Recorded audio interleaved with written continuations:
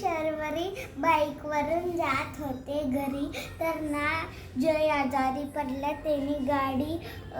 त्याची गाडीचं पण पेट्रोल संपलं.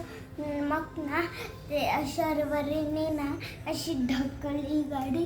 मग ना तिथे जवळ हट दिसली. मग ना काय दिसली? हट, एक झोपडी. ओह, ओके. झोपडी दिसली. मग ना तिथे एक बाबा. मग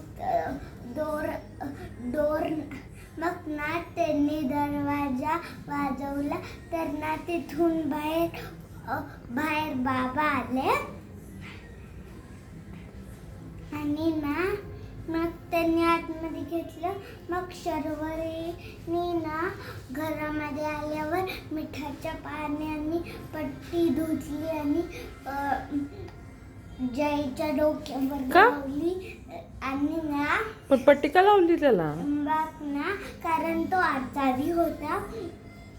तर ना मग तो सकाळी उठल्यावर म्हणलं, शर्वरीने विचारलं, तुला काय, तू बरा आहेस ना? मग जय म्हणला हो. तर ती म्हणली की तुला काही आठवत आहे का?